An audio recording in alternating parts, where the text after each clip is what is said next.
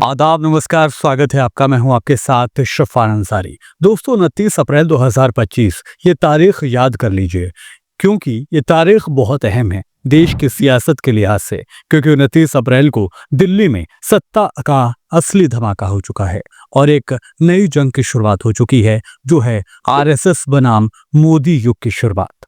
जी हाँ, 22 अप्रैल को जम्मू कश्मीर के पहलगाम में आतंकियों ने सुरक्षा बलों पर हमला कर दिया। इस हमले में जवान शहीद हुए, आम लोग शहीद हुए, लेकिन ना तो सरकार की ओर से कोई ठोस कदम उठाया गया और ना ही कोई खास प्रतिक्रिया आई।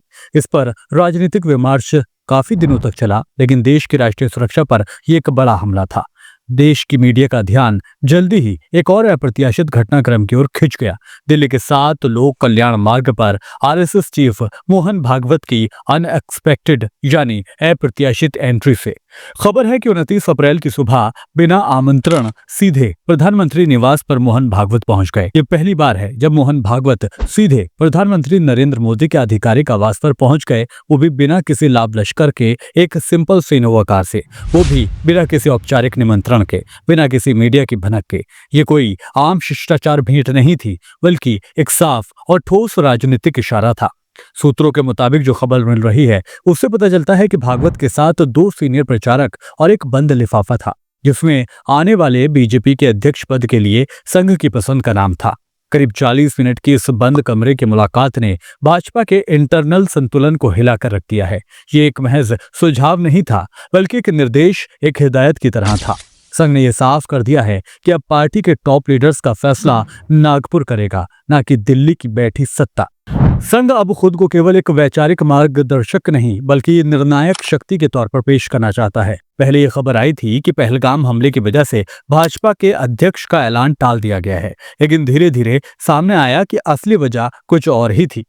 संघ और मोदी शाह के नेतृत्व के बीच की खिंचतान ही दरअसल असली वजह थी। खबर है कि संघ के करीबी नेताओं जैसे कि बीएल संतोष या फिर पुराने नाम देख लीजिए संजय जोशी हो गए, इनको लेकर चर्चा तेज हो गई है। माना तो ये भी जा रहा है कि संघ अब 2029 के मिशन के लिए अनुशासित और अपने विचार से जुड़े नेतृत्व की ओर बढ़ना चाहता है।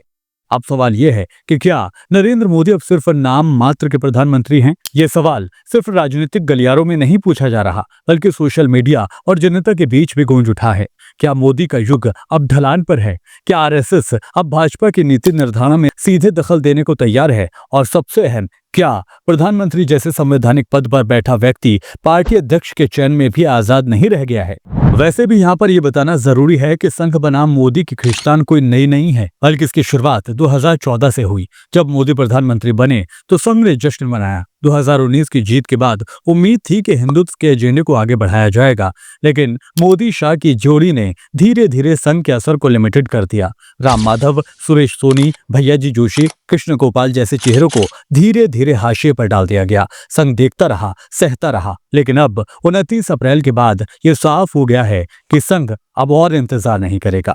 दोस्तों, दिलचस्प बात यह भी रही कि यह बड़ा राजनीतिक घटनाक्रम मीडिया की सुर्खियों से गायब रहा। ज्यादातर चैनल या तो पहलगाम पर सीमित चर्चा में लगे रहे या फिर आम टीआरपी बहसों में उलझे रहे। वहीं ट्विटर और सोशल मीडिया पर यह मामला 2 खेमों में बढ़ गया था। एक तरफ मोदी के समर्थक रहे जो इसे संघ की सत्ता में गैर जरूरी घुसपैठ बता रहे थे, तो दूसरी तरफ संघ समर्थक रहे जो अनुशासन और वैचारिक संतुलन की वकालत कर रहे थे।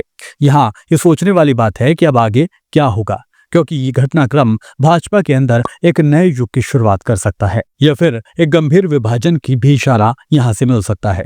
इस वक्त 2 तरह की उम्मीदें लगाई जा सकती हैं। पहला ये कि मोदी शाह संघ के निर्देश को स्वीकार कर ले और नया अध्यक्ष संघ की पसंद का बना दिया जाए, और दूसरा ये कि पार्टी के अंदर एक विद्रोह शुरू हो जो भाजपा को 2 धड़ों में बांट सकता है, एक नागपुर समर्थक और दूसरा मोदी शाह की लॉबी। देखा जाए तो एक तरफ जहां 22 अप्रैल को आतंकियों ने हमला किया, तो दूसरी तरफ 29 अप्रैल को दिल्ली की सत्ता के केंद्र में एक साइलेंटली तख्ता पलट हुआ है, जिसकी भनक बहुत कम लोगों को ही लगी है।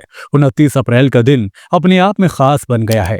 ये दिन भारतीय राजनीति के इतिहास में एक निर्णायक मोड़ बन सकता है। एक तरफ राष्ट्रीय सुरक्षा पर सरकार की चुप्पी, तो दूसरी तरफ संघ की निर्णायक एंट्री। सवाल ये है कि क्या सिर्फ पार्टी नेतृत्व परिवर्तन है या फिर मोदी युग के अंत की शुरुआत है?